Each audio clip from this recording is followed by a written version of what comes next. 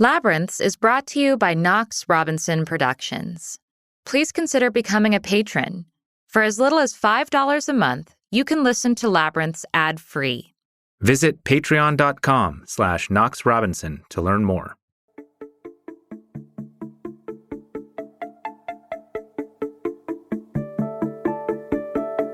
Do you feel like you've been hustling to stay afloat? Yes.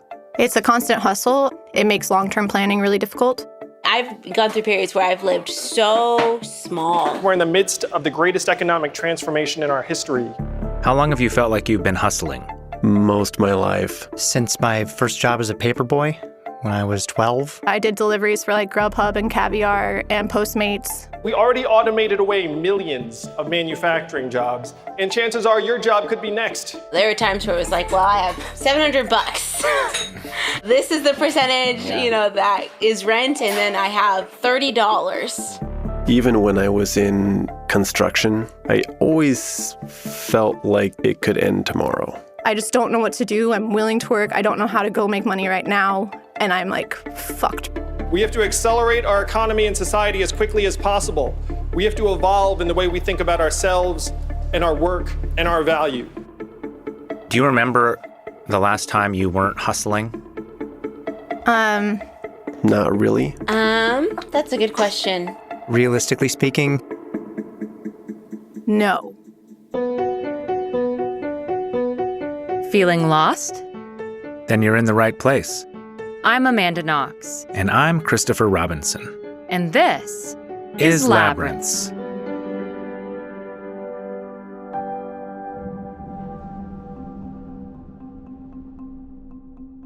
Perhaps you've seen the memes of Old Economy Steve, featuring a yearbook photo of a kid in the 70s with an optimistic smile. At the top, it reads, "Graduates college." At the bottom, gets hired, or doesn't move back in with parents. My favorite version of Old Economy Steve is, followed the American dream. Didn't wake up yet. I quit my job as an adjunct English professor in 2010 in an economy ravaged by the Great Recession. And I got out of prison in 2011 with a 4-year gap on my resume, owing over $1 million to lawyers and relatives who'd taken out loans and second mortgages to help pay for my defense. And the legal bills kept coming as I was reconvicted in absentia. When we first met in 2015, Amanda was working for minimum wage in a used bookstore. As we've built a life together the last 5 years, we've been fortunate enough to not slip backwards, and to even find moments of success when we're not scraping by. We've also been fortunate to be able to continue working during the pandemic. But plenty of our friends have had it a lot worse. Here's one of my best friends, Madison. My main gigs have been in the serving world, coming in at any time and working for restaurants that you don't actually work for because your friends work there and they just do a lot of under-the-table stuff. And then it's been finding really weird and sometimes not very safe opportunities off Craigslist. Literally imagining, so I actually might die tonight. And I've seriously thought about selling myself in certain ways. Right, you're like, it's that or I'm going to sell my eggs or No one even wants my eggs anymore. I'm 33. I should have done that. But practically everyone we know has had a dozen jobs by the age of 30. Career has almost become a quaint, archaic word. We asked Chris's brother Kyle how many jobs he's had. paperboy, mowing lawns and winterizing houses, working as a under-the-table painter. I then worked at Subway as a sandwich artist, and at the same time working at the newspaper as a stockroom attendant. And then I got into games testing, getting minimum wage. He now does quality assurance for a tech company, and during the pandemic, business has been booming. But my wife is unemployed because of COVID, and she's been on regular unemployment. It's something like 40% of her previous income. The job she had vanished, and it's not being replaced by anything.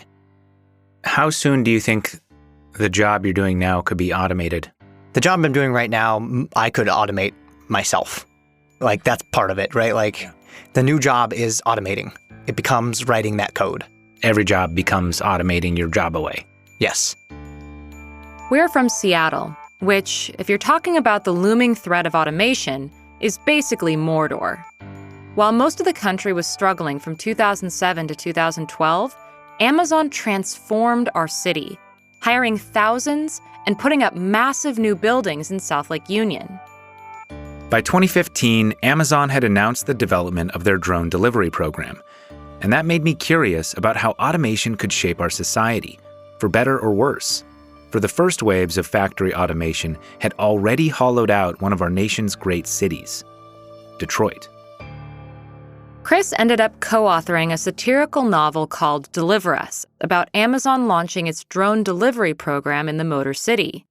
With Trump's presidential run mostly a joke at that point, his decision to make Trump president in his near-future setting was mostly for laughs. But reality kept out-satirizing me. I'd become obsessed with the nexus of automation and economic inequality, but hadn't realized that Trump's election itself was one consequence of the automation crisis. It wasn't until years later, during the Democratic primary debates, that a different New York businessman connected the dots. Amazon alone is closing 30% of America's stores and malls, soaking up $20 billion in business while paying zero in taxes. These are the problems that got Donald Trump elected, the fourth industrial revolution. Like most Americans, we'd never heard of Andrew Yang until that moment. He seemed so unlikely. We need to do the opposite of much of what we're doing right now, and the opposite of Donald Trump is an Asian man who likes math. But then again, we were in an unprecedented situation, not just with Trump as president, but as humanity, standing at the foot of an exponential technological growth curve. It's so intuitive to think that today will be like yesterday, but the gap between world-changing technologies keeps shrinking. It took over 500 years to get from the printing press to the typewriter, 100 years from the telephone to the cell phone. When I went to prison, everyone had a clunky flip phone, and by the time I got out, that had been replaced with a glowing magic rectangle that was also a camera, a wallet, a global navigation system, a broadcast station, an access portal to the sum of human knowledge, a personal assistant, and a chess master, to name just a handful of the features of the device that you never leave out of your sight. In futurist Ray Kurzweil's estimation, an entire 20th century's worth of progress happened between 2000 and 2014. These changes have been incredibly disruptive, and they are already threatening to collapse our economy and our democracy. And yet, not a single prominent politician was addressing the automation crisis for what it is, an existential threat to our way of life, until Andrew Yang showed up. A threat like that requires a radical reimagining of capitalism and human value. It requires ideas like universal basic income.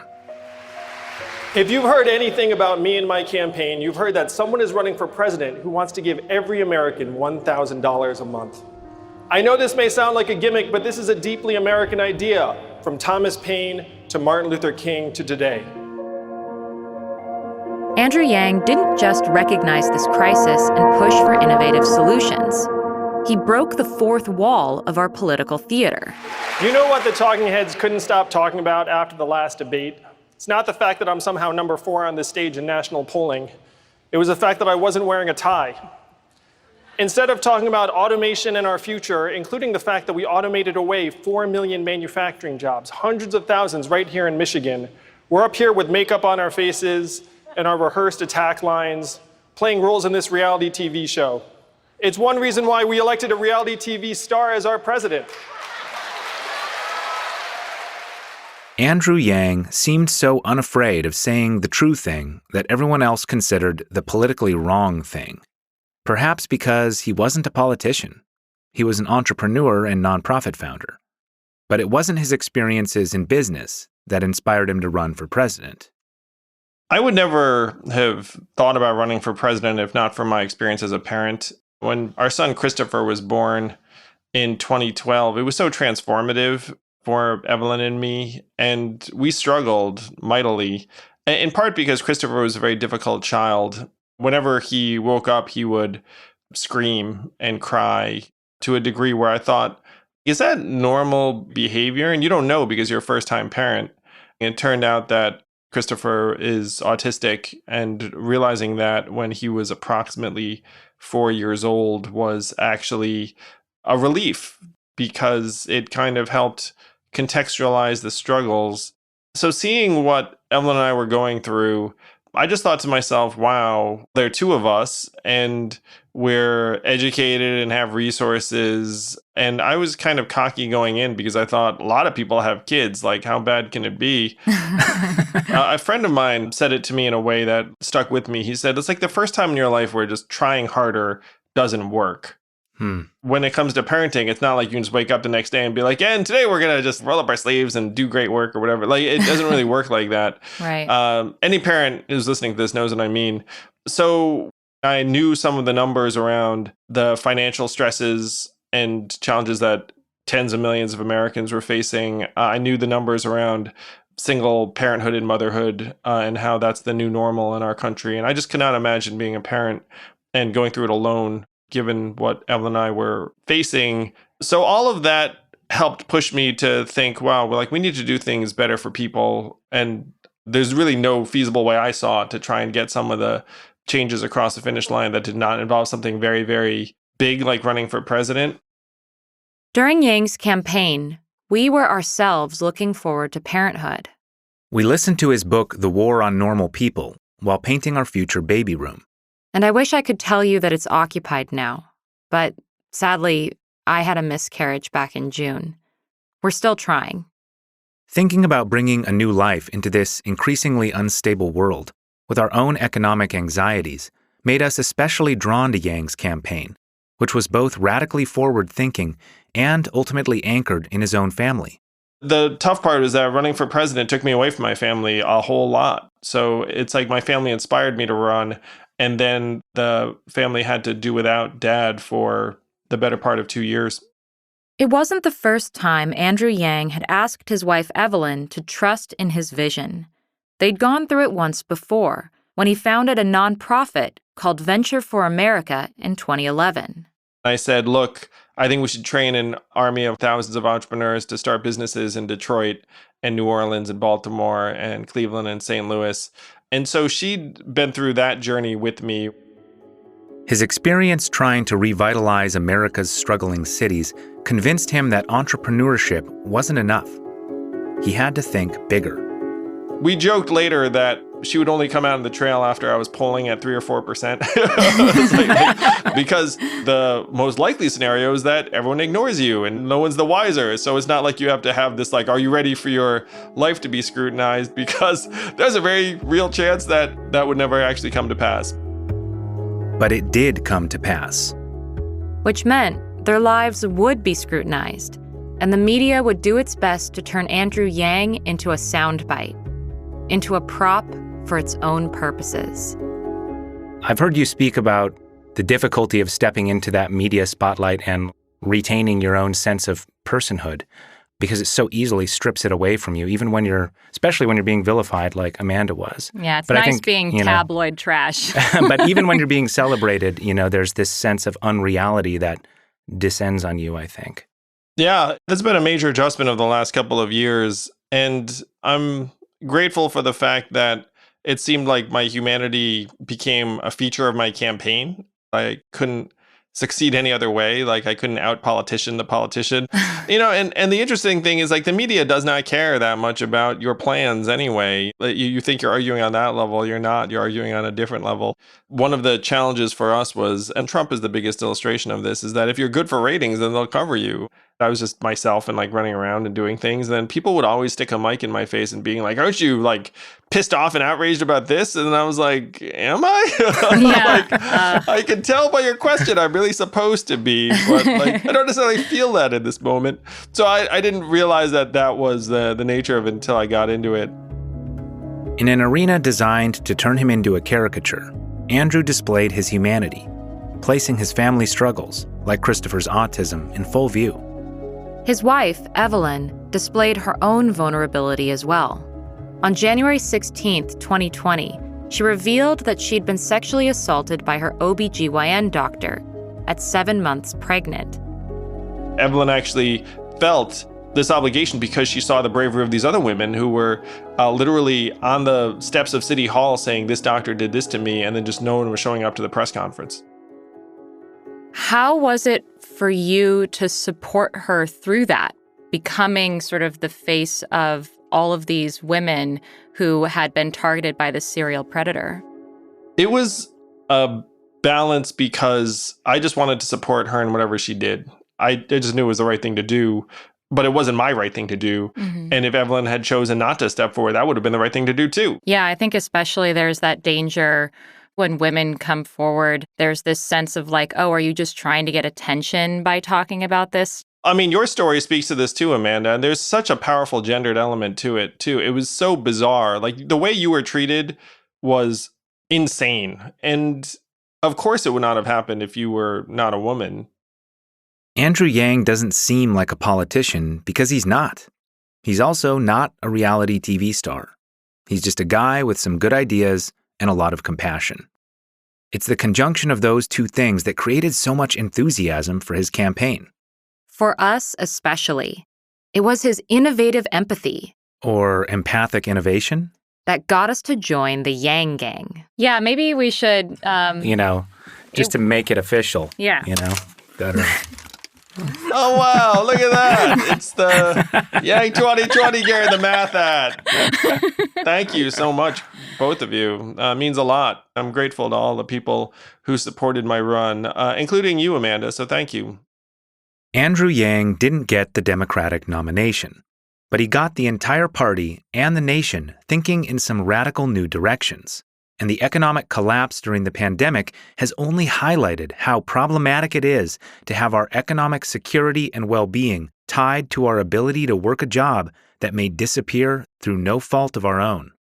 The Yang Gang lives on because the problems Yang's campaign pinpointed are still waiting for solutions. Just listen to 21-year-old North Carolina rap artist Zooty, who made a Yang Gang anthem that, in the words of my younger sister, slaps.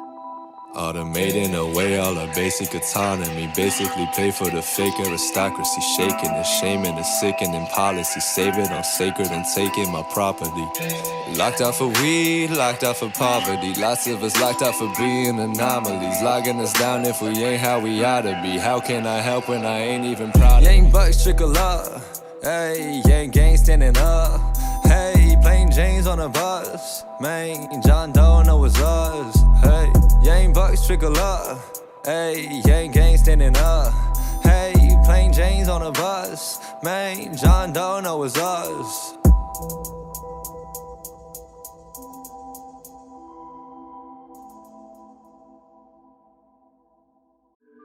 Hey listeners, thanks for tuning in. This podcast is only possible thanks to listener support. So please consider becoming a patron. Visit patreon.com/KnoxRobinson.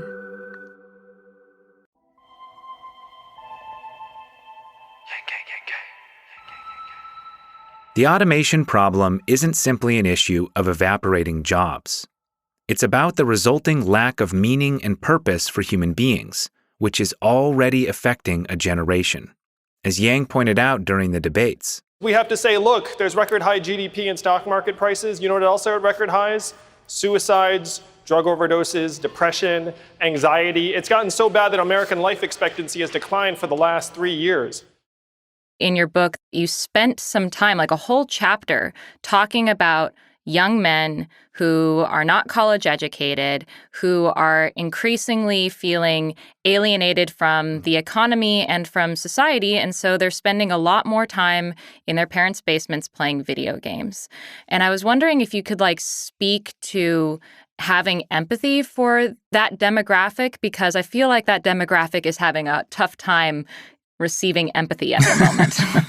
I vividly remember just being that teenager, just spending hours and hours playing video games. And I appreciate the young men who don't feel like there's been a place for them, because I felt the same way for years and years of my adulthood, certainly my adolescence, like growing up the lone Asian kid and always feeling alienated.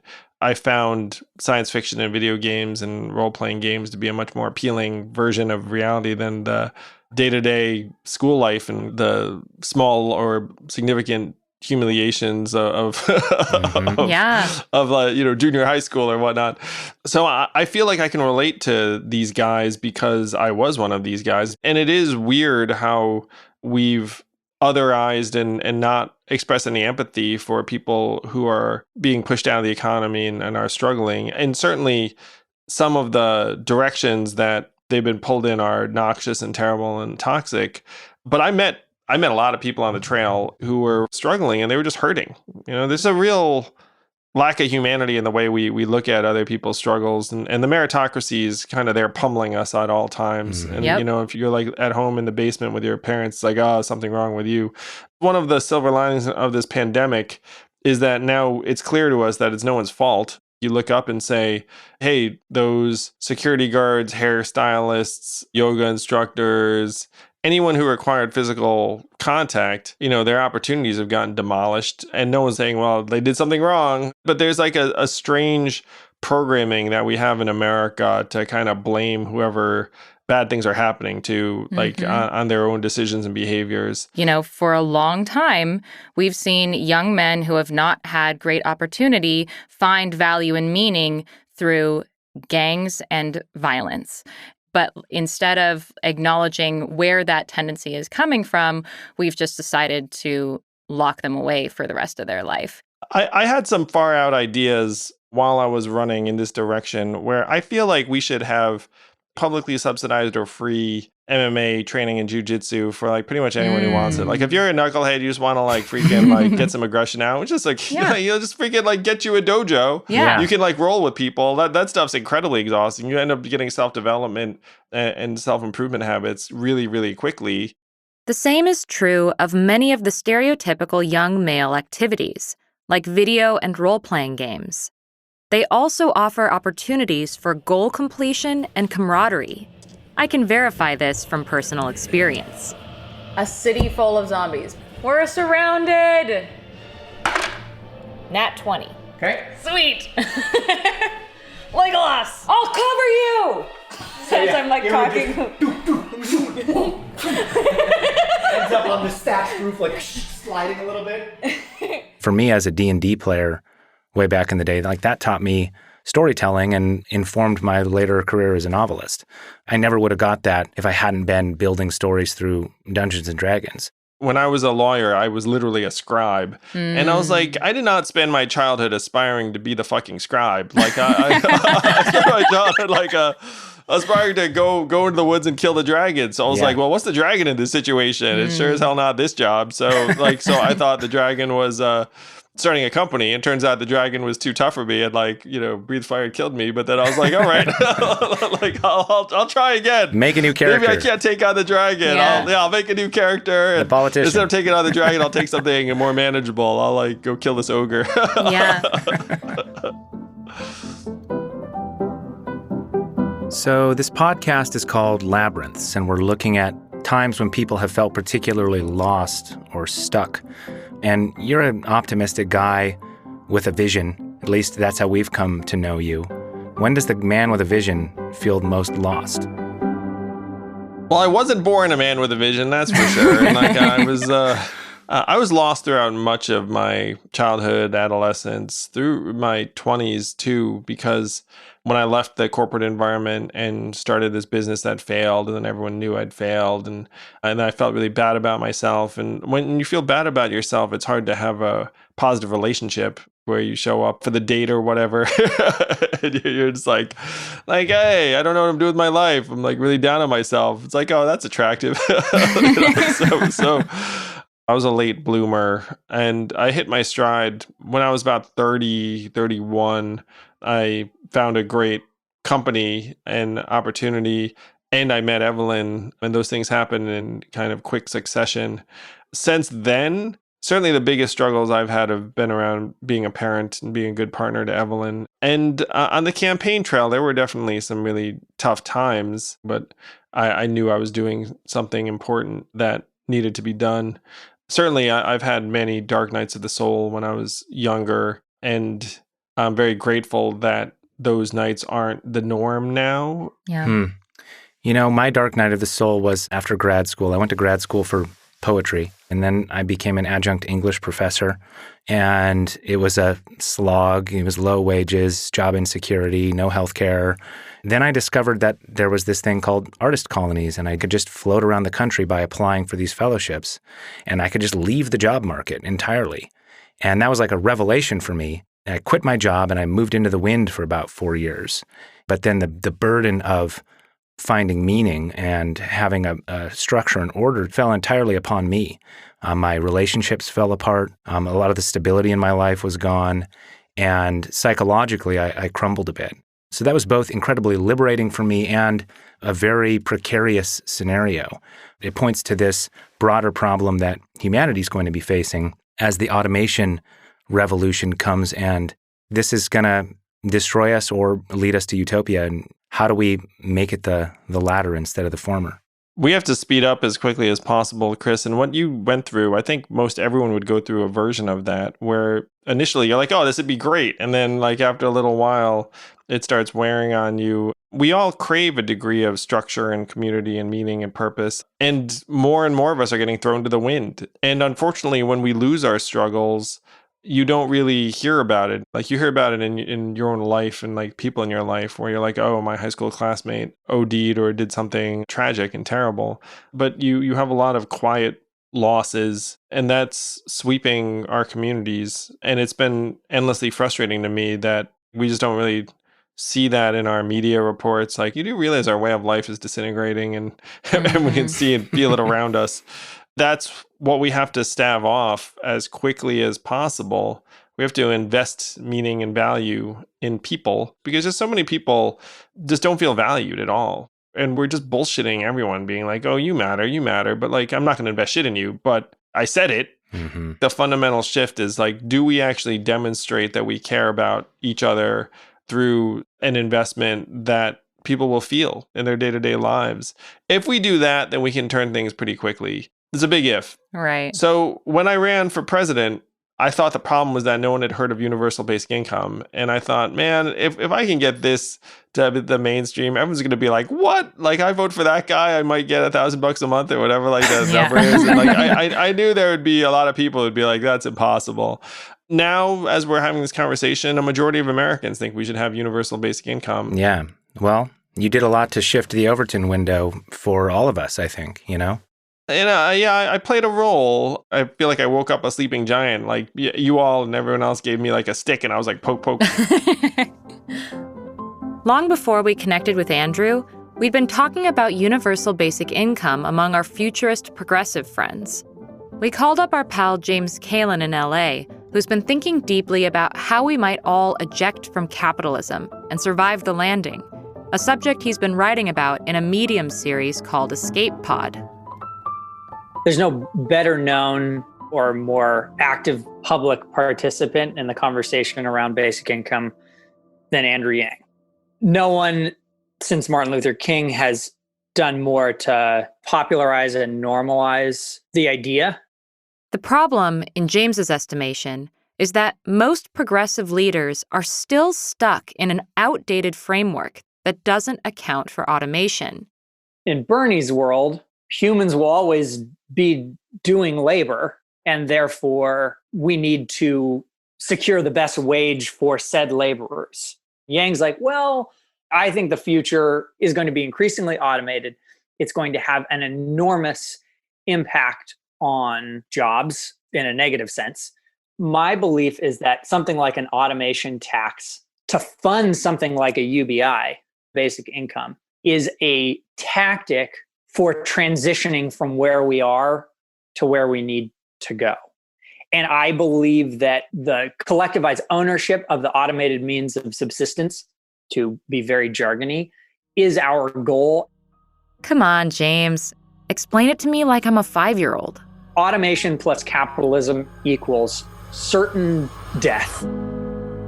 It means the most absurd hyper concentration of capital at the 0.00001% of people. And it means the rest of humanity trying to grow genetically modified corn in an ash heap. Once human beings are no longer essential to the economy and you still have money and you're still accumulating wealth, you're fucked. And there's no coming back from it. This problem is put into stark relief by just one company, Amazon. That inspired me to write a novel. It inspired our friend James to put out a rap song under the name Fuck Book Zuck, where he impersonates Jeff Bezos at an Amazon board meeting. Zeros and ones, prices crash, and the margin gets too slim to pursue. And after a decade of full automation, the free market is done. So the board's like, what the fuck? I thought we were doing quarterly earnings reports and Jeff's talking about the end of capitalism. And then a board member's like, well, I guess it's time to start a commune if it's true that the machines are going to do all the work soon. And Jeff's like, if we keep buying shit that the machines make, then the only people getting rich are tycoons. That's me. And if the only people getting rich are tycoons, that's me. And the rest of you are living just to consume. That's you. Working 8 to 8 so you can pay the tycoons. That's me. Then that pretty much seals humanity's fate. So another board member summons up the courage and goes like, Jeff, like, what are we doing here? What is the point of all this? And he's like, the only way to make information scarce is to have a monopoly. So we're going to be the last company, the only company on earth with all the customers. We'll be fine.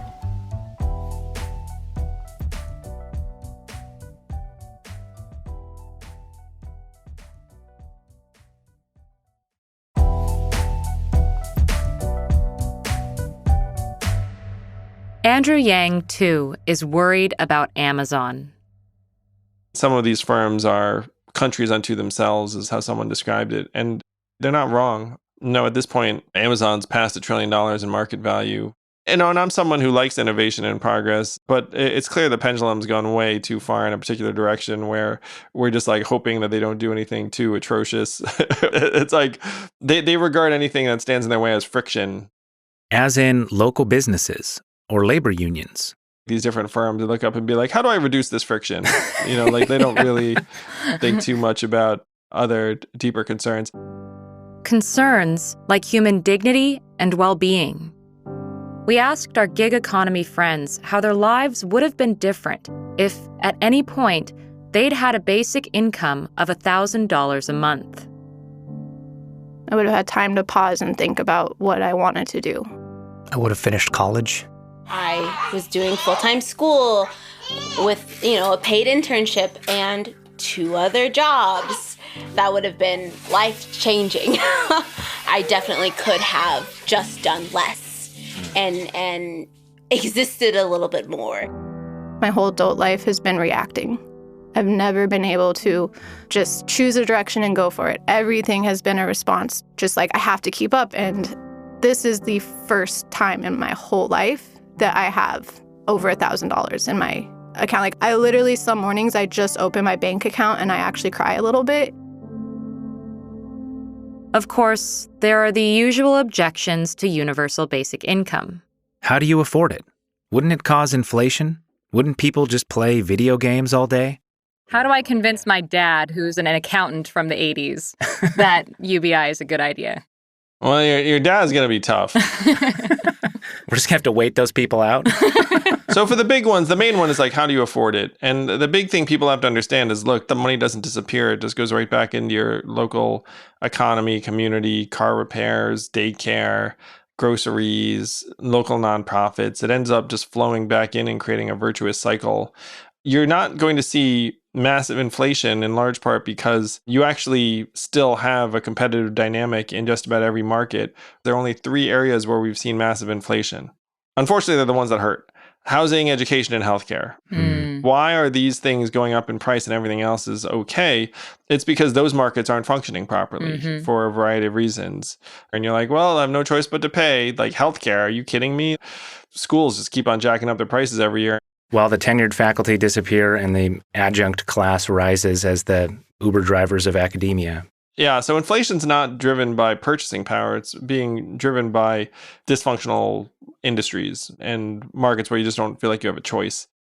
There are a lot of practical objections to universal basic income that have practical answers that Andrew Yang is happy to provide. But there's a deeper objection that needs to be dispelled, a core belief in our meritocratic culture that human value is tied to economic value. So what does a world look like where we don't live and die by the amount of money we're worth? In your book, you talk about meritocracy, this idea that if you're rich, it's because you're good, and if you're poor, it's because you're bad. I've been deeply moved in your work by the recognition that there needs to be a reevaluation of human value that's not based on how much money you have. Amen. Whether that be in the economy or whether that be in the criminal justice system. And when we divorce human value from economic value, what comes afterwards? Your whole chapter on time banking actually reminded me, believe it or not, of prison. And not in a bad way. Time banking, if you're unfamiliar, is a concept Andrew Yang has forwarded that would create an additional local economy on top of our monetary one, in which human service hours could be exchanged directly, and all human time would be valued equally, providing opportunities for, say, someone to exchange an hour of childcare services for an hour of home repair, an hour of tutoring for an hour of cooking. So, prison, we know, is a place where time is valued. That is the thing that we have taken from someone. They are serving time. And I found that one of the more deeply hurtful things about the whole experience was being denied the opportunity to be productive. I'm just supposed to sit there and serve time and lose life. And one of the ways that I surreptitiously found meaning within the prison environment was realizing that I was one of the only literate persons in the prison. Most of the people that I was in prison with were either illiterate or they didn't speak Italian. So as soon as I learned how to speak Italian, I realized that the social credit that I could earn in that environment was helping people write letters and translate for them when they had to go to the doctor and explain why their tummy hurt. And I had this sort of moment of revelation when I was reading your book where it was like, okay, right now in prisons, we have this thing called earned time for good behavior. We reward prisoners for taking part in rehabilitation programs and not getting into trouble. But it's mostly a non-action thing. It's mostly a non-action thing. Don't do the bad action. That's good behavior. And sign up for the rehabilitation program, just sort of show up. But what if we made it more proactive? What if you could earn time by teaching your cellmate how to read? Yes. What if you could earn time by being a counselor for nonviolence? And we could actually have prisoners create their own value and see their fellow prisoners as opportunities to create social credit and earned time.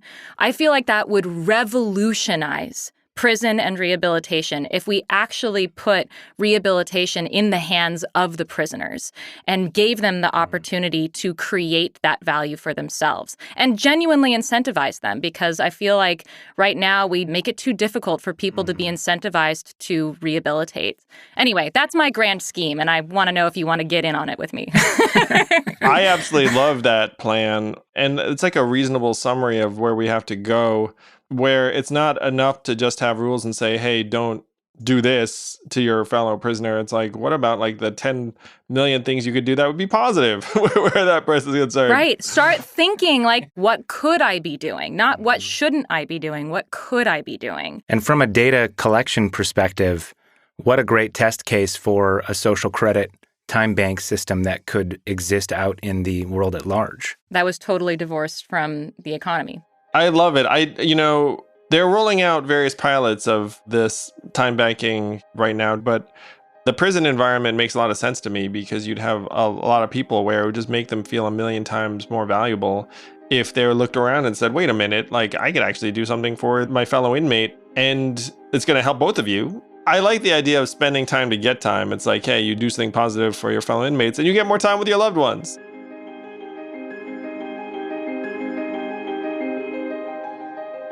I'm so grateful that you saw my campaign as trying to value humanity in the face of these institutions. Yeah. But we're seeing humanity lose to institutions on so many fronts. When we decided to have the tagline for my campaign, Humanity First, it was radical. Yeah. But then you reflect on it and you're like, well, what the heck else could be first? Yep. You know, like, it was so wild. Money first? Yeah. It is. It's like capital first, machines first, Yeah. institutions first. Mm-hmm. We literally are putting capital, institutions, machines ahead of our own needs on so many levels. And that's what we have to change. But how exactly do you get momentum and consensus for change when our media profits most by steering us into separate realities and encouraging outrage? If you look at our problems, they're very, very big and getting bigger, and you need us to come together and try and find real solutions. And the incentives around media companies are to turn us against each other, to polarize us. Basically, we just need everyone to chill out. And chilling out requires a different mode of communication. But right now, there are major billion-dollar organizations that benefit from us not chilling out. Yeah. Yeah. The social media companies, it's amped up even exponentially, where you have different versions of reality getting funneled into people's feeds. Yeah. But Amanda, you can imagine a world where there are more media organizations that are essentially market insensitive, where they just put out content that they're excited about and believe in, and it doesn't really matter whether people find it scintillating or the ratings are high. In a world where, let's say, CNN ran an hour-long conversation with someone that was kind of long form instead of having the cadence of cable news hits, you can imagine a world where you have government subsidies for that kind of programming where it's like, hey, you run something boring. Like, We'll help you pay for it. yeah, we'll make you whole by like filling that advertising hole. There are things you could do in that direction that I think are going to be increasingly necessary because there are three major problems. One, local journalism's dying. Two, media benefits from our polarization. And three, social media makes everything nastier, more negative, more vitriolic, and less real. I'm all for freedom of press and expression, but you can't just enable like a cacophony of falsehoods to overrun us because that's what's happening. But it's hard to fix the problems with our media or any other institution when our government isn't incentivized to care. The thing I've realized now is that our government does not actually respond to what the majority of us think.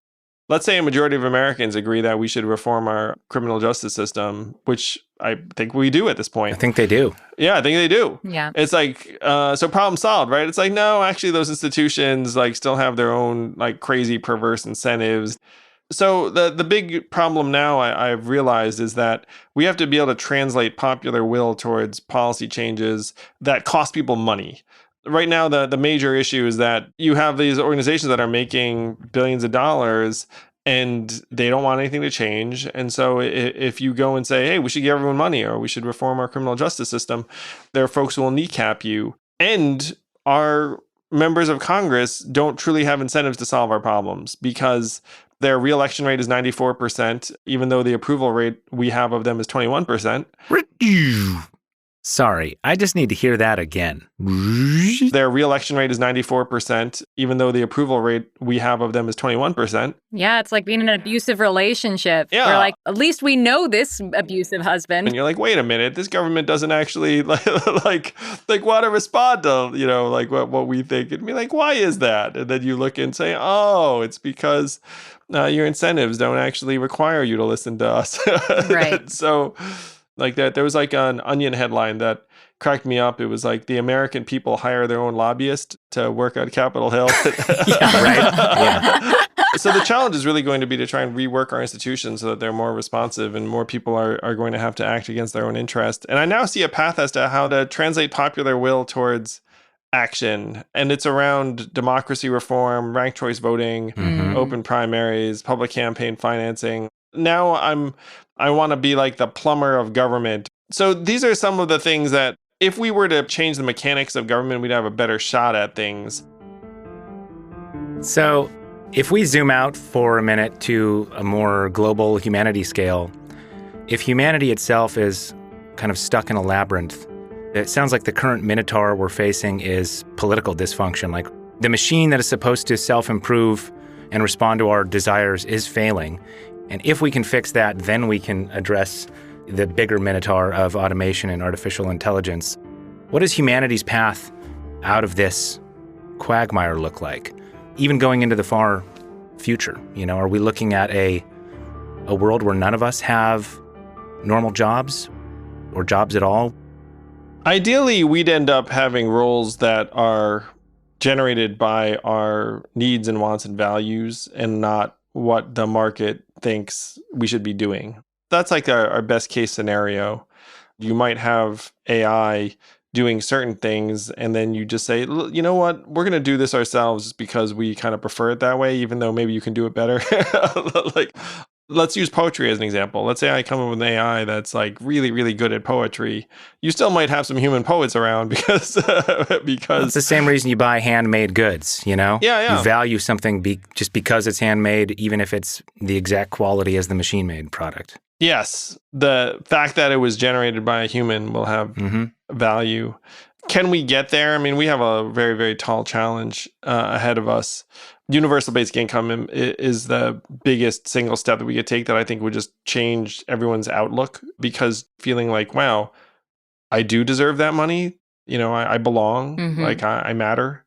Like that is an enormous step forward. And then you would see many, many more people and communities construct these opportunities that reflect their own needs and wants and values, because they'd have some resources. They'd look around and say, okay, I've got this money.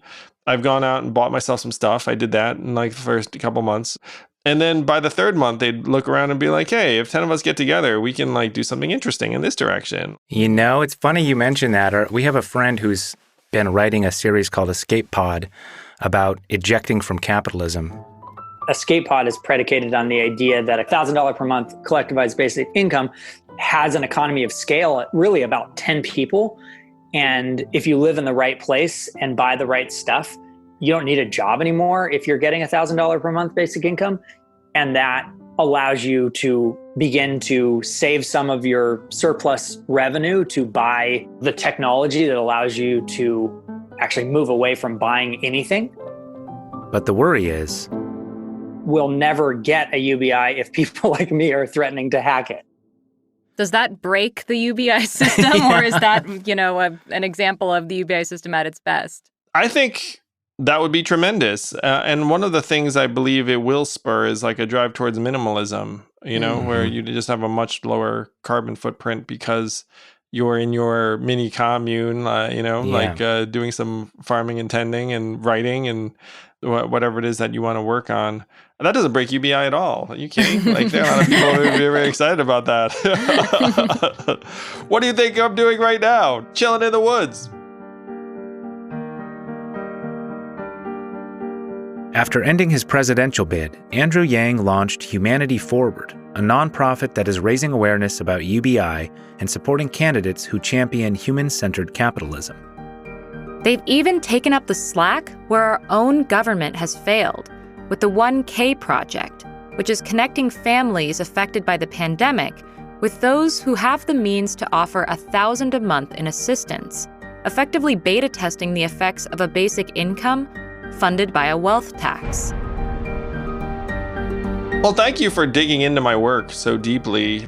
Really huge admirer of yours as well. And I agree with you about the fact that this really is about humans trying to reform institutions. And right now in American life, institutions are winning, the money is winning, humans are losing, and that's what we have to turn around. But it was so delightful sitting down with you both, and really just excited to collaborate and hopefully help more people discover that we can humanize these things. Yeah. Well, thank you so much, Andrew. It's been a thrill for us to chat with you. Yeah, me too. Really. Big fan. And, congratulations on being married. Like, I'm excited for you. Thank you. It was the last fun thing before everything stopped being fun. We got married on Leap Day right before the pandemic, so. Wow. Yep. This is the last fun thing for a lot of married people. No, I'm kidding. Yeah. Let's go. Stepping out of Andrew Yang's personal labyrinth, we're still stuck in the labyrinth of humanity. with lots of blind corners and minotaurs ahead. Automation is still rushing at us, and it's only a matter of time before even podcast hosts get replaced with artificial intelligence. And whether we successfully meet those challenges will depend in large measure on what happens with the most consequential election of our lifetimes, which, as of the airing of this episode, is just 11 days away. We've got some amazing episodes coming up with Malcolm Gladwell, John Ronson, and LeVar Burton. But given the timing, we can't help but linger in politics for one more week, albeit with an unexpected tale. So join us next time as we sit down with Tara Simmons, who went from drug addiction, crime, and prison to sobriety and law school, and who is now running for office. If elected on November 3rd, she'll become the first formerly incarcerated legislator in Washington state. So come on, get lost with us. Find us on Twitter, @AmandaKnox, @ManUnderBridge, @KnoxRobinson.com, and subscribe so you don't miss the next episode of Labyrinths. This episode was written by us, edited and sound designed by Chandler Mays, with theme music by Josh Budo Karp. You can find James Kalin at medium.com/escapepod and rapper Zooty on social media @ChefZoot.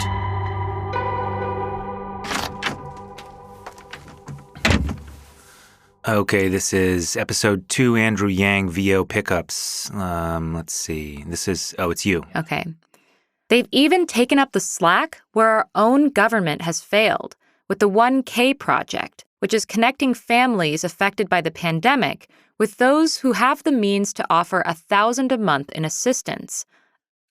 Really? Like there are some millionaires who are like, yeah, sure, I'll give somebody $1,000 a month. I mean, that's the whole program. It's like you can sign up to be a supporter or sign up to be a receiver.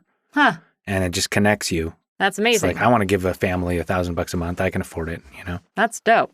Yeah. It is dope. Yang's dope. Yang's dope. Yang gang. Yang gang.